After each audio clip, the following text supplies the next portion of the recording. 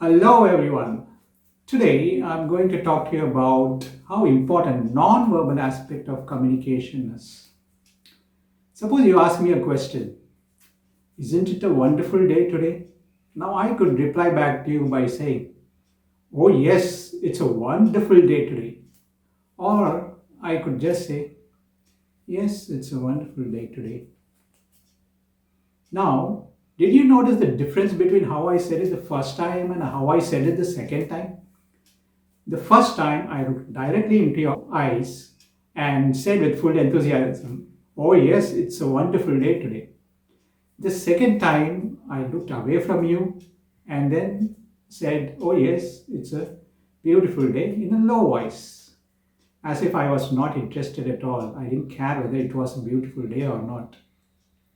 So, even though the words were exactly the same, in which one do you think I was telling the truth?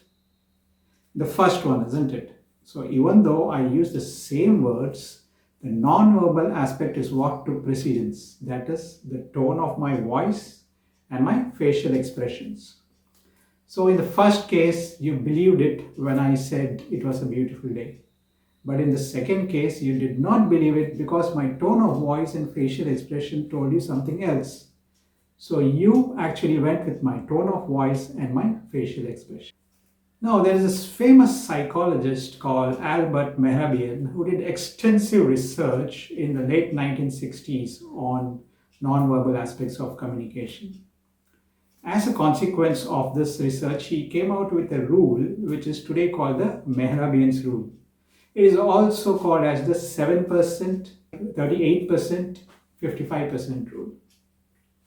So, what Mehrabian said is that when you are communicating your feelings or attitudes, that is, your emotions and attitudes, only 7% of the communication is verbal. That is, the words that you use.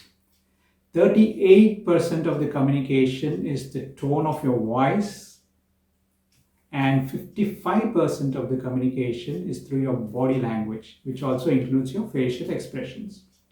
So the non-verbal aspects constitute 93% of the communication and verbal only around 7%. It does not mean that verbal communication is not important. What Mehrabian was trying to say is that when there is an incongruence between the words that are spoken and the tone of voice and body language, the receiver of the communication will trust the non-verbal aspects rather than the verbal aspects, that is, the words that you use. So, in the example I gave about the beautiful day, in the second case, the words I spoke were totally incongruent with the tone of my voice and my body language. And so, the receiver would tend to believe the non-verbal aspects more than the verbal aspects. So, when it comes to improving communication skills, you should never underestimate the importance of nonverbal communication. For that, we need to understand the various dimensions or aspects of nonverbal communication. We already talked about the tone of voice being one aspect.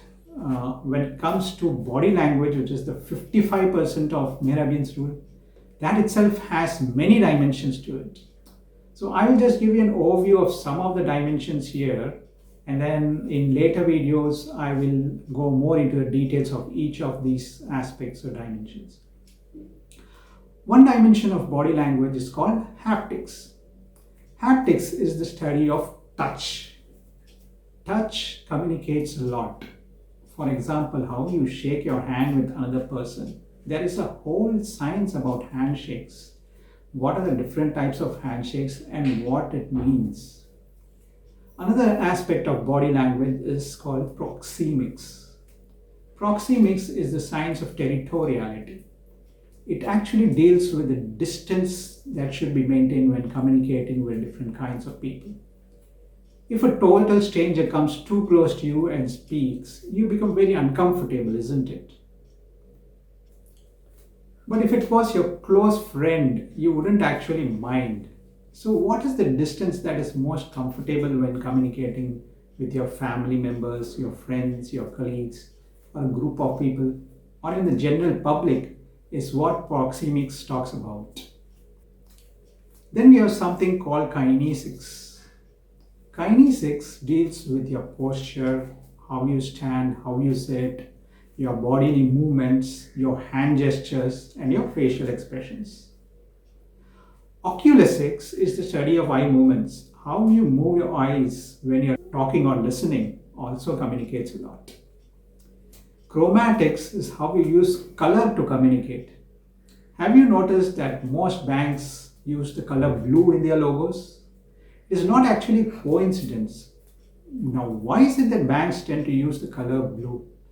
The color blue symbolizes order, trust, and calmness. So, color plays a very important aspect in communication. Another aspect is your appearance. How a person is dressed and how they are groomed conveys a lot about a person.